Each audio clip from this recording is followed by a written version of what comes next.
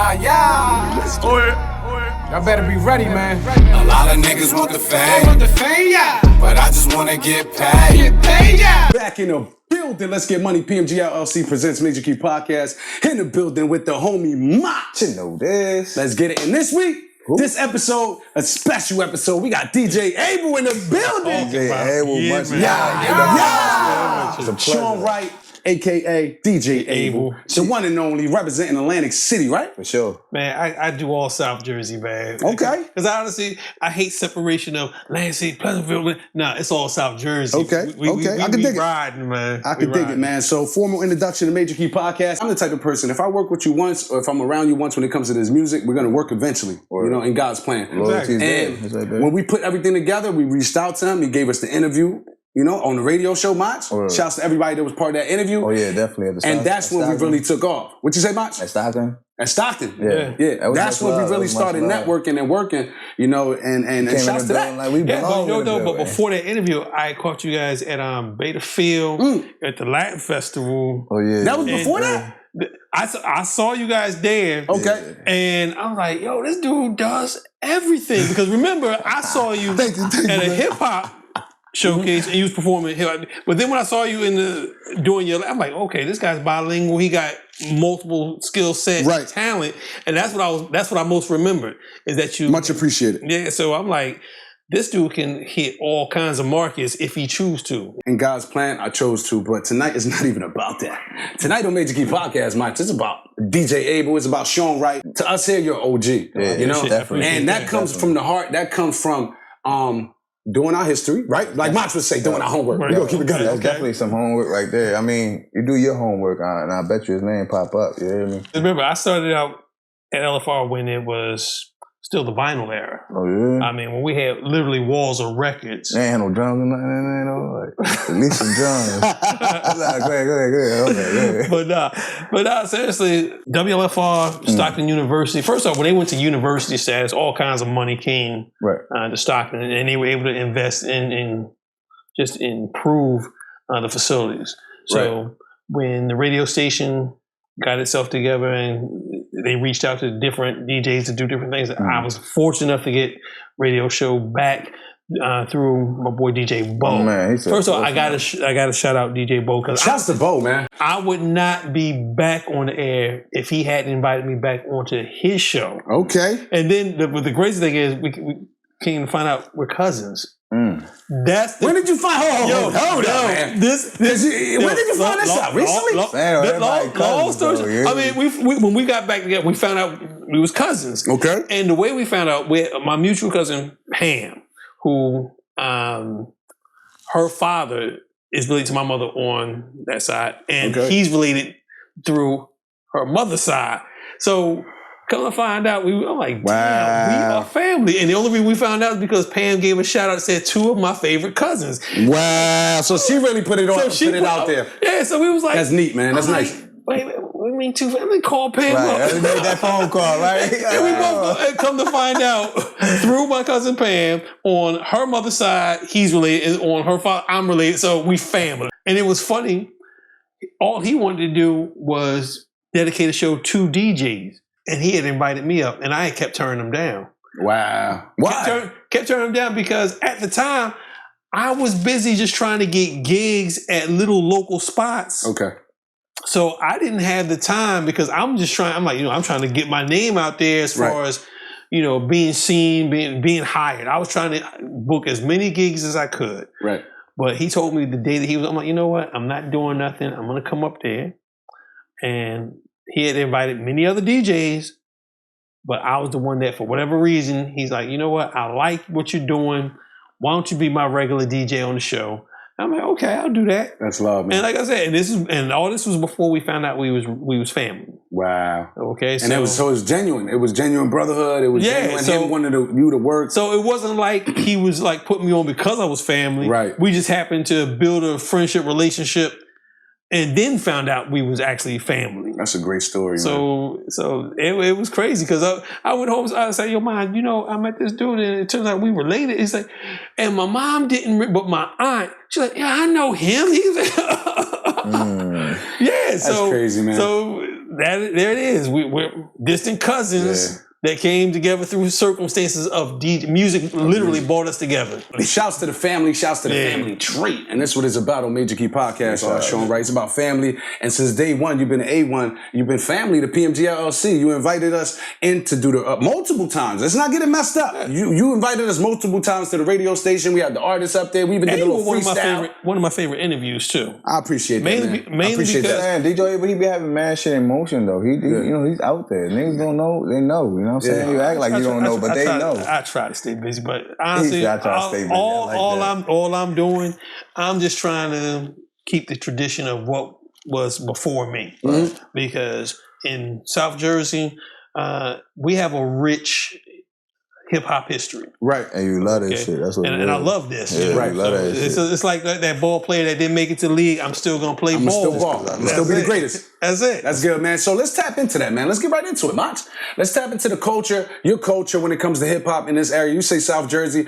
You know, let's tap into that. When did DJ Able start this? When did you find yourself wanting to, create music or put people out there as a DJ, as an artist? Because we had that freestyle. You had bars too, bro. Yeah. Hey. So when did DJ Able really get into this, man? Let's get some history, man. Okay, this is how it goes. Hip hop for me started as a fan. I was a fan of hip hop first, and I think all of us started as a fan first before we become artists. Right. And like most people of my era, the first records that I heard, like Sugar Hill Gang, Melly Mel, 5, that's as a fan. That's still how a fan. Introduced into hip hop. Honestly, I didn't become comfortable in becoming an artist until years later, like in the late 80s. Okay. When I would write rhymes. The funny thing is my sister, who was a phenomenal MC, I wrote a rhyme that she liked so much that she decided, you know how you take that bus trip to Great Adventure and you rhyme on the bus? Yeah. I wrote a deaf rhyme that I was going to say on the bus ride, but my sister liked it so much, she said my rhyme for me. She took it. Shouts to your sister. Sis, I love you and I hate you, but I love you for that. That's a nice one. You remember that one. Yeah, that's what's up, man. That's cool shit. My sister was a way better MC than I ever could have been. Oh, yeah? She was thorough. Man. What was her rap name? Believe it or not, she called herself Sweet Tea. Sweet Tea. Sweet Tea, but she changed it because the other Sweet Tea from New York who was making records. Right. My sister called herself Celebrity. Okay. But yeah, man. Shout out to your sis, man. So yeah, shout out to my sister. Love my sister to death. That's my ultimate dance partner too. Yeah. Okay. Yeah, she's still mean with it. When she the cha-cha, all that. Yeah, all that.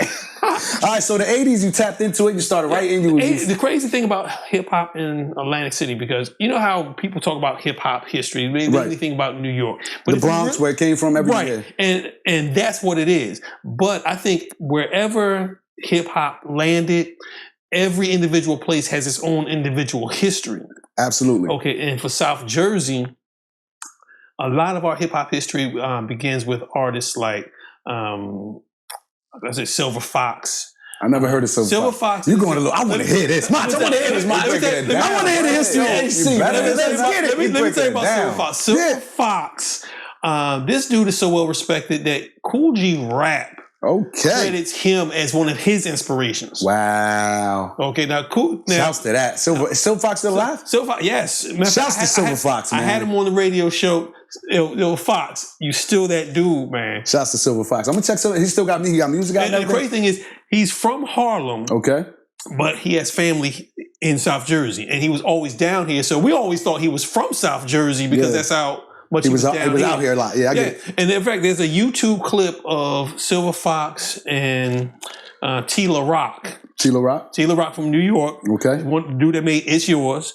If you look up Red Alert's, he did a special of like a back and forth. It wasn't really a battle per se, right? But they were just trading rhymes off. Okay. Silver Fox and Tila Rock. You'll see what I mean when I say Silver Fox was that dude. He had vocabulary, he had presence, he incorporated, like singing. And his delivery was there. His delivery was dope. Because the delivery is important, man.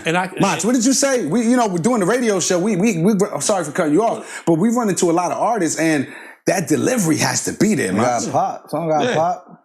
Yeah, so Silver Fox was that dude, and like I said, he was getting props from artists like Cool G Rap and LL easily as an inspiration to who they listened to before they got signed. So he's in that generation of hip hop people from before there was records. Wow. And then he eventually made records and things of that That's nature. dope, man. So so in South Jersey, he was like a real pioneer here. Right. And then when hip hop really started to spring forward, we had local artists like Donnie D of the DBL crew. Rest in peace, Donnie D. Rest in peace, man. He had a phenomenal flow. His syncopated style of delivering lyrics, he was definitely cutting edge and ahead of his time. So DBL, that was somebody who I definitely respected. The whole DBL crew with Jay Fresh and DJ Sport D.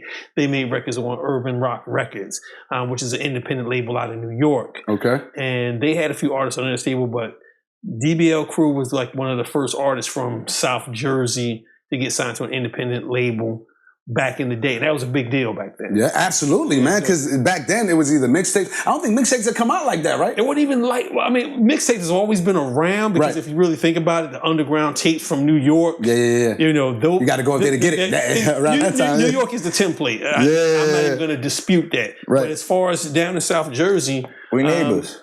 We had spots like Club Harlem, which was really known to like my generation. That was our hip hop spot. Before that, it was like the known spot for the old heads. It was a jazz spot. It was where all the great singers, it was the equivalent of Club Apollo. That's what Club Harlem was. Do y'all homework. Club Harlem in Atlantic City was what Apollo is to New York. And before they closed their doors, the last generation to get in was the hip hop generation. Okay. And a lot of the artists from New York who were just starting out, like LL, Flash, Dougie Fresh, Run DMC, UTFO, a lot of them, when they were starting their careers, that was our mecca for them to perform, and the local artists would get a chance to like open up. Right, yeah. Almost like the House of Blues for this generation. See how they do it right now? Yeah. You see how they do it right now? So, It's because of that, man. It's because of that. So that's where it started. And then the pioneers. And then we had back in the day, AM radio was still big in Atlantic City. Okay. And a lot of talk radio, right? Talk radio, but WUSS, which was 1490, that was the station that played hip hop. And it was the first station down here before we can, get, like Power 99. Before we had antennas and we was running wires out the house. Hagers and shit. Yeah, before we was doing all that to get the out-of-state stations, WUSS was our homegrown station where we could hear hip-hop. So it would be like 99.3 The Buzz now. Yeah, exactly. Okay. Gotcha. And it was a black-owned station. Shouts to that, man. Shouts to the black entrepreneurship, man. So, yeah, we need more of that, man. We need more of that in this area. Everybody needs to come together. I'm big on marketing, and I have a thing where network is the best work. And that's why this interview to me is so big, man. And we're going to get right back into what we was talking. We're going to leave off right there. We're going to get right back. But I got to get this. I got to interject and say this because it's all about networking, Mach. Yeah. You networked with us. We networked with you. And, you always got to pretty much extend the hand like the hand has been extended to you. I mean, also give people opportunities they ain't never have either. You know what I'm saying? Some people don't have the opportunity to bust a move like they want to or ain't pushed like they want to. You know what I'm saying? Right. So that definitely matters. You know what I'm saying? Some people are talented and you don't even know. You know what I'm saying? Yeah, it comes out of nowhere sometimes. I mean, look at some of these people that's homeless or whatever the case is, or flow, fiends on the street, right? Whatever you call them, you know what I'm saying. But at the end of the day, you know what I'm saying, they probably multiple, you know what I'm saying, they probably talented. Yeah. Everybody's life and story is a little different, man. So going back to yours, going back to your life and your story, you right there, you at the cusp. You now you in the 90s, right? 90. Actually, like I said, I'm kind of old. Okay. Remember, I'm 53. That's cool, man. You alive? Yeah, there you go. What you told. What I love about my age is I got to see the formation of hip hop as it came out of New York as a business. I wasn't there before those years before it became an industry, but as it became an industry, I got to see it and how it affected my area. It inspired a lot of MCs and crews to get together, not to start breakdancing. There were breakdancing crews here, there were rap crews here, and there's a lot of great DJs in South Jersey. Absolutely, starting with you. But you inspiring people also. You know what I'm saying? To this day, absolutely. I mean, to this day, you inspiring people to actually bust a move. Yeah, I appreciate that. You won't even know, for real. But like I said, for me, fan first. Everything that comes after that. I'm just grateful that I had a chance to participate in it, because when you're a fan on the sidelines and then you get a chance to pick up the mic, yeah, man. you know, I'm a fan. That's it feels good. Man, it's the best feeling. Yeah. Because it's like, you know what it is? To me, you see it and then you actually do it. You know, you pretty much see it and you have a vision like, yo, I could do that. I could rap. It's like chasing money. That's all. Absolutely. I could rap. Everybody get happy when they chase money. And when they get it, it's like, oh, what am I doing? So to come from that, man, it's so good to see. Right. You appreciated it as a fan. Then you was like, you know what? Even besides that, when did you start DJing though? When did you pick up the turntable? Like, because you went from fan to an artist, and then when did that DJ skill come in? You know what though? Back in the day when you was into hip hop, it seemed like if you were into hip hop, you touched on every part of it. Okay? Most of my friends, if they weren't rappers, they were DJs. If they weren't DJs, they were dancers. And somehow along the way, you did a little combination of everything. Right. You learned the craft. Right. So DJing for me started just as looking over somebody else's shoulder. The first DJ I remember was that I got to look over their shoulder who had actual equipment. There was a DJ named Dwayne Loveland, SMD, aka Quick Nice. He had turntables. He had a echo chamber, which was a big deal back in the day. Yeah. Just to hear your name going, just from a point. It was almost new technology, right, at that time? Man, that was great. It didn't get no better than that. That was it. Shout out to those times, that was man. It. Echo chamber. That was it. Dwayne Loveland he was the first dude who had turntables that I got to look over his shoulder. Mm-hmm. Okay. Wouldn't let you touch them because best believe. But you know what though? In retrospect, I understand why. Because back in that day, if you didn't know how to handle records and handle a needle, and you broke a needle, that's the worst thing that could happen. That's the worst thing. In front of everybody. You're like, over. What are you going to do? Then the DJ, Max, we have to give credit to the DJ.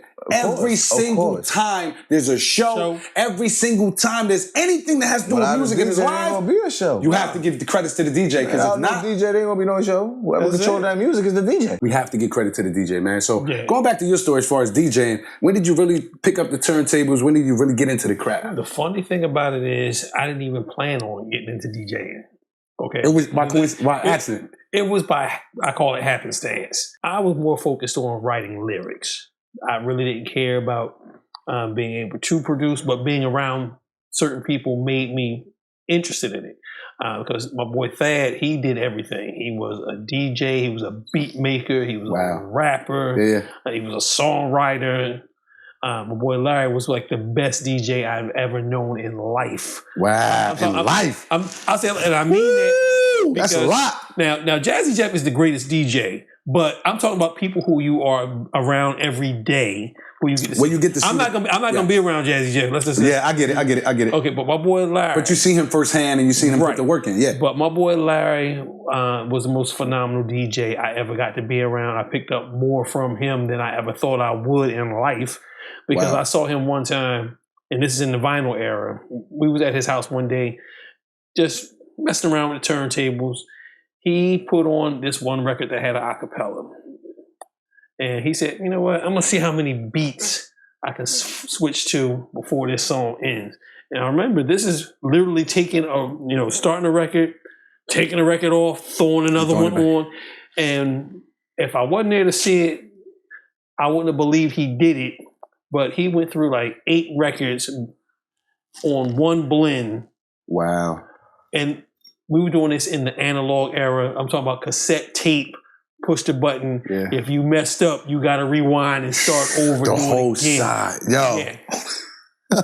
That's crazy, because I thought that was the basics. You feel me? And press record, go all the way around. Yeah, but when you DJ when you're doing what he's trying to do, the crazy thing is that's different. I saw DJing evolve like a motherfucker. From the tape days where if you mess up on the tape, you got to do the whole tape over. This wasn't about, you didn't have, a multi-track to, like, I'm just going to jump in where this cut. No, this was, you had to from start to finish on each side, you had to literally blend.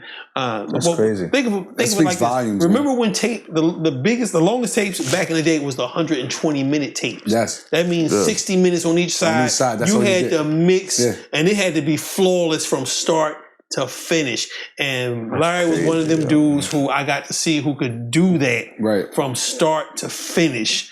Shouts to that, man. When I started out, I gotta be honest, I was train wrecking records because I couldn't get the concept of matching beats per minute. Yeah. I was trying to, don't ask me why, I don't know why, but I was trying to mix whatever, like a house music track with a track that was, with house music like 125 minutes. It's high. Yeah. 125 minutes BPM, and higher. Yeah. I was trying to mix that with something like top billing, which is like 85. I'm like, I'm still living, man. I just found out. And I couldn't figure out. I was like, you couldn't figure out why it didn't work. But still trying to figure that out. That language is different, man. It's a whole different language. Yeah, man, it's different. I just found out what BPMs or BMPs. You ain't even get into the facts. You ain't even get into the nothing of that. I just found out what that means. BPMs.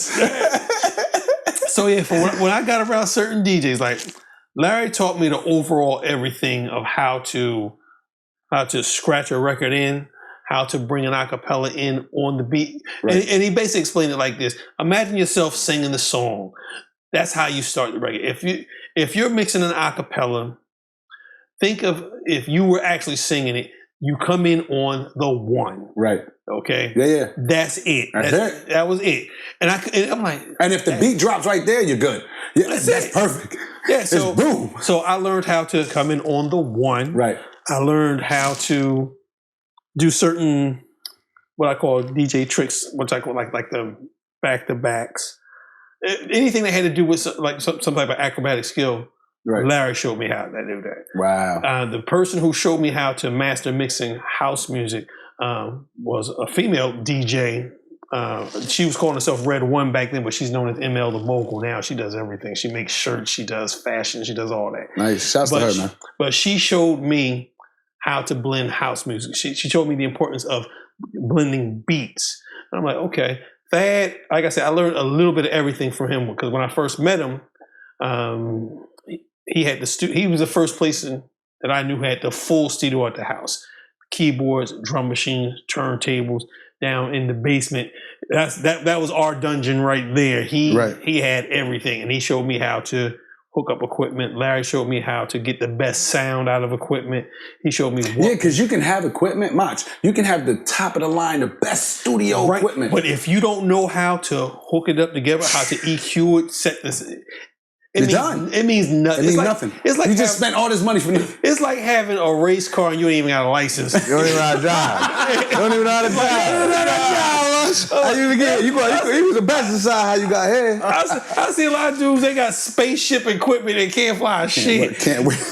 I mean, Dodger Charger can't even. I'm like, come put on, that man. shit away. Yeah, man. Yeah, so I learned the importance of it's not necessarily about the amount of equipment you have, but knowing how to work the equipment you have. That's right. That's huge, man. Yeah, so I got into DJing from being around DJs. Right. And once I did that and I bought my first set of turntables, it was over. And I'm like, you know what? I'm in this game now. It was over. I can't do nothing but stick with it. I got a question for you, man. What would you say to the artists in this area, the South Jersey area, that get stuck to just being an artist? Because seeing you tapping into your history, and seeing and working with you, you haven't just been a DJ. You've done multiple things within your career. Mats, he's incredible. Definitely. A lot of things hosting. You're a radio host, you're a DJ, you're an artist, you engineer, you transition yourself, you moved around in this industry. What would you say to these artists in this area? Because they get, to me, in my opinion, they get stuck in just being an artist and just forget about building on your craft. What would you say to them? Well, you know what, though? You're going to make decisions on your own that you can live with. But for me, I do the stuff that I enjoy doing or that I'm interested in. Right. I got into DJing because I was interested and I loved it. I wrote rhymes because I loved doing that. I didn't care. It wasn't even about pursuing the deal until our friend said, we can get it. I'm like, you know what? Let's try it. But I was going to do it whether there was a deal involved or there was money involved. I'm going to do all the stuff I enjoy doing. And if you do that first, eventually, whatever success you're focused on getting, you're going to get. And a lot of people measure success based on somebody else's accomplishments. First thing you should be thinking about is success on your own terms and your account. Because as far as I'm concerned, if you enjoy doing it first and just happen to get some money along the way doing it, then you have success. Even if you don't get money from it, if you enjoyed it in the first place, then you've already succeeded. Facts. You've done something. You can't be put in the category of I wish I would have done it. Right. Honestly, I have done everything I've wanted to do in music. I could say I've done. I didn't have to get the success. Happy in life. Yeah, I don't have to get the success of an established artist, because the reality is, whether it's sports, whether it's music, whatever career, everybody is not going to have the same level of success. Success, yeah. That's a great point. Yeah. That's the bottom line. There's a lot of great basketball players who will never have the opportunity to be in the league for whatever reason. Yeah. There's a lot of people who are great musicians who the world is not going to get to hear. Right. There's a lot of great writers who knows when someone is going to actually get a chance to see what you've written. Yeah, man. But the thing is, document it, do it for yourself. Right. And have the satisfaction of succeeding, accomplishments, saying that you did it. And if some people along the way are fortunate enough to see it or appreciate it, because honestly, I look at this quote unquote legend thing, because people say I've been doing this for a while. I like this. Whoever saw what I did and appreciate what I did, that's all the success I need. Yeah, if I die today right now, I know enough people have experienced what I've done and or shared what, and I'm good with that. Where's DJ Abel going next though? You made me feel greedy, yo. You made me feel real greedy. Hey, you feel greedy, man? Yeah. I want everything. You hear me? I want everybody to see. I got like probably like 100,000. I want people to see me, like 100,000 people want to see me. I want everybody. Nah, I'm fucking with y'all niggas. Major Key, baby. Major Key Podcast on all platforms right now. Make sure you subscribe on YouTube. Check us out on Apple Podcasts, Google Podcasts, Pandora, you name it. We on this Spotify. Let's get money. We're going back to your point. Go ahead, man. Man, I tell you what money is for me. And I love finance because I like spending too. I like going on trips. I like doing all that fancy shit. You got to live it. But true money to me is meeting people like you. Thanks, man. And just hanging out and mutually having respect for what each other has done. That's love. You know? Salute to that, man. Salute to that. Salute to that. Amazing Key Podcast. Salute to that, man. So the grind never stops. And honestly, you inspire me because I'm looking at your setup right now. Right. Okay. You met me, you came on my radio show. Right. You invited me to come on to your show. Yeah. And just sitting here, just first time here, I'm seeing all the work that you're doing as far as how you got the lighting set up, the sound set up. Yeah. It's inspiring me to want to do more. I'm like, maybe I can do something next to make my thing better. And that's what I like doing. I like networking and being around people who are showing me something that I haven't done or that will improve what I'm doing. The fact of the matter is we have to grow within this craft, within this industry, Mach. We have to grow. Mach never did radio before. And we got on and Mach was like, let's go. Yeah, I mean, you have to be willing to grow. Once again, thanks to you, you know what I'm saying? I appreciate, God first always. Let's say that. God put us in. Definitely, you know what I'm saying? But regular, you know what I mean? You push me, and this is why I'm here. And that's much love. That's much respect. That's the quality he talking about. That's what he talking about. You know what I'm saying? It definitely, you know what I mean? I definitely appreciate that love. No doubt, man. I appreciate y'all being here. What you like better, though? Radio or DJ? You know what? Radio is great because it gives me, especially non-commercial. Let's break that down. The difference between commercial radio and non-commercial. Absolutely. Okay. Commercial radio now is based on a 40-song, top 40, here every day, all day. The spin is the same. Right. Hour after hour. Right. Back in the day, radio used to be about breaking artists. Now it's about just rotating 40 songs and keeping it moving. Right. So non-commercial radio, which is your college radio, your podcast now that's up and running, they give you the opportunity to play artists that don't have access to commercial radio. Right. They give you the freedom of playing unknown artists and music that you love. Nice breakdown. You can do what you want. You do what you want. It's an independent market. I like how he broke that down, though. He broke that down real clear. You know what I'm saying? I mean, for people that don't got as much knowledge. When it comes to radio. Yeah, because a lot of artists, especially up-and-coming artists, they don't take advantage of non-commercial radio, which basically translates to college radio. Yeah. And there are a lot of college stations across the country with DJs that have formats that play the music that you're making. Right. Who can play your music freely, and you don't have to worry about that whole system of paying somebody to play. It's crazy what this industry does to artists, having you believing that you have to, throw dollars to a particular DJ to play your song when there's a whole world of DJs that will happily play your record off the love of it. But it has to be music they love, though. And you have to do your research. As an artist, man, we get stuck. And because I'm an artist as well, man, I wear many hats, no pun intended. Like you wear the pilot hat, though. This is me. I'm the captain. My school, man. I gotta wear this hat. You know what? We amazing kids, baby. I ain't gonna lie. When I first heard you do the I had to fight myself. Because it was so catchy. I was like, my daughter come up to me. Baby, hold it, stop.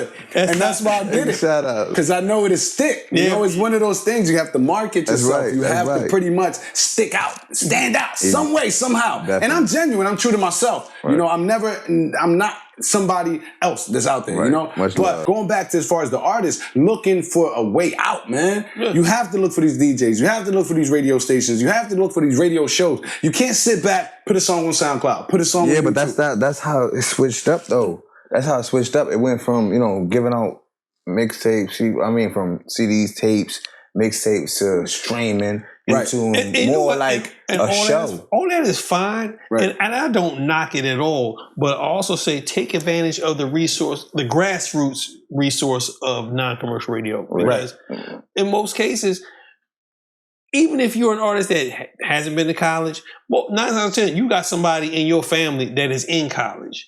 Absolutely. And it wouldn't cost you nothing to give your music to one of your family members who's in somebody's school, to just have them walk it over to a radio station. Because 9 times out of 10, there's somebody on that station that has a rap format or whatever type of music you're making. I'll tell you like this, anybody that's not taking advantage of a radio station that's on a college campus, you're missing out. Because 9 times out of 10, college campuses, they also have student unions. Yeah. They have events. You can reach out through those, through you just passing your music to a radio DJ at a college. You have the opportunity to link up with people who are throwing events that you would have an opportunity to have your music seen in front of an age demographic that you're trying to reach. Right. Because a lot of these artists are making music, but they don't know how to get it to the market that they want to reach to. Because what's the point of making songs if you don't know your market? And the second thing is, some of these artists, they're so stuck on making what I call street records, which is great.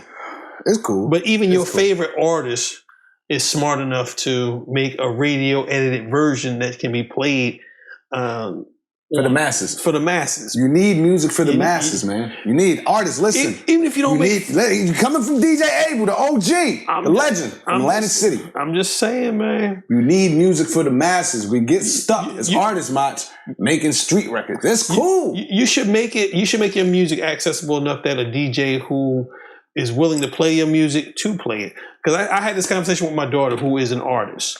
I said to her, I'm like, I love your music, but for the most part, a lot of the places where I play music, I wouldn't be able to play it because you're not making radio edited versions of it. So you can still make the music that you're passionate about. I think that's unfair, though. If you want to live by the format of making the music you want to make, you're fine to make that. But at the same time, if I'm at a corporate event, a corporate event where I know the audience that I'm playing for, I can't put a bunch of, for lack of a better way to say, I can't put a bunch of fuck shits motherfuckers in the rotation if that's not the place for it. But if you make an edited version, that's what I'm saying. Why you can't make it? I mean, why can't I? Because at the end of the day, this is what it comes down to.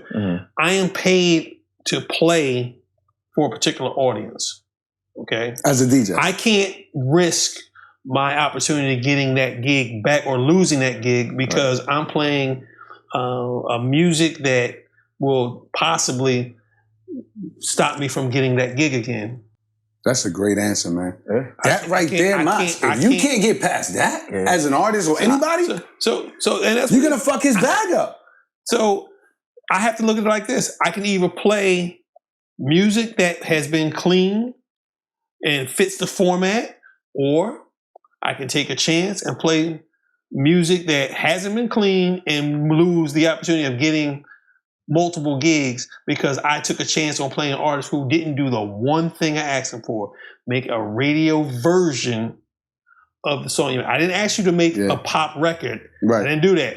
I asked you to make a radio edited version of your street banger that I can play for a white audience. So that's the difference right there. That's the difference right there. Take a look like this.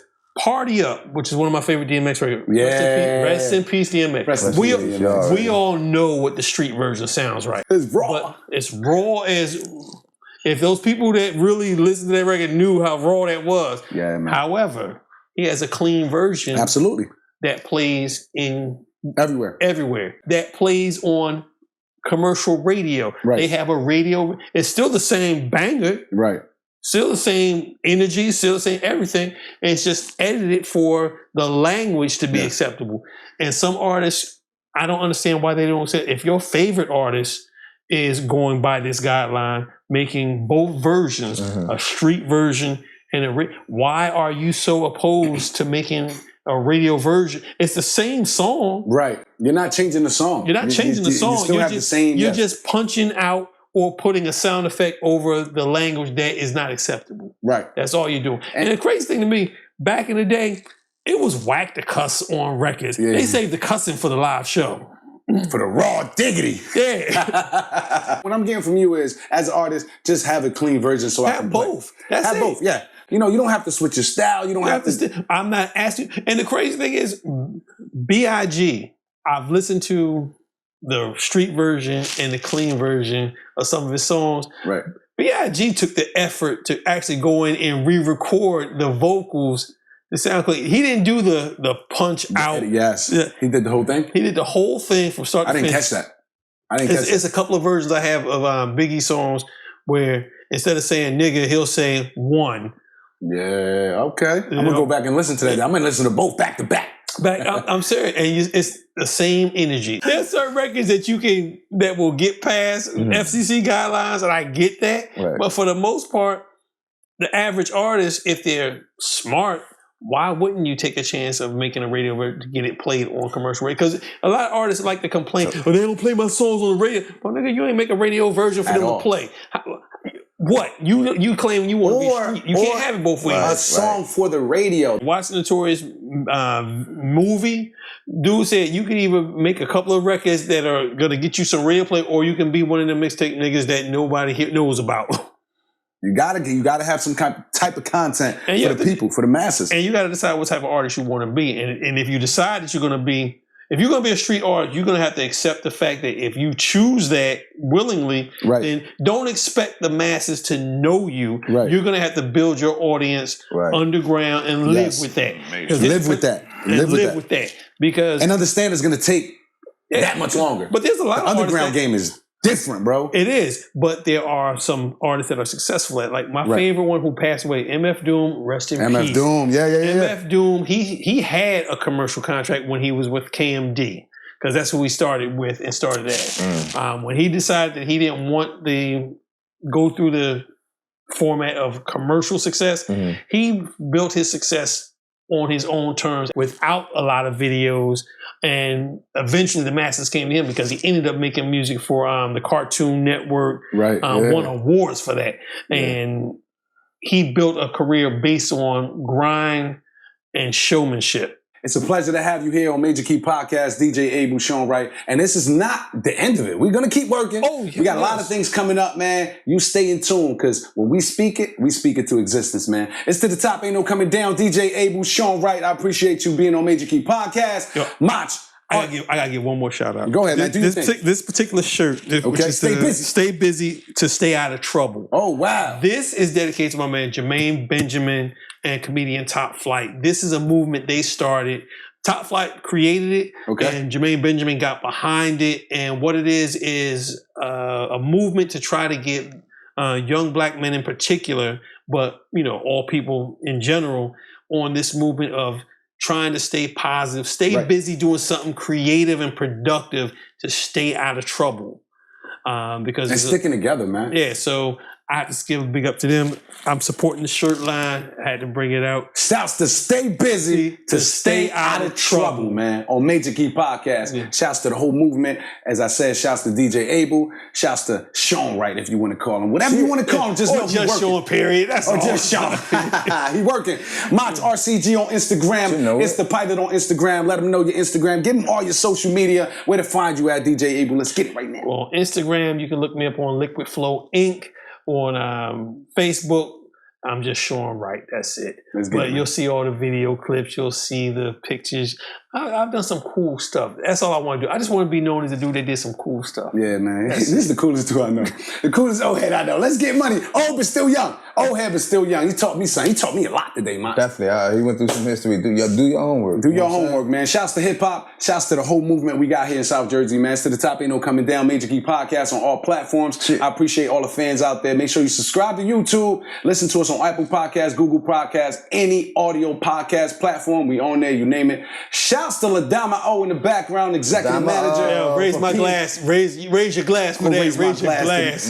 Dama O, PMG LLC manager. She's always working, never tired. She was on the last episode. If you haven't checked it out, go check it out right now. It's to the top, ain't no coming down. Shouts to Hookah the Movement. Couldn't be here tonight, but that's the homie, that's the bro. And we also did a promotional video for Prenda La Hookah out in Perth Amboy, New Jersey. Make sure you go check it out. It's on our pages right now.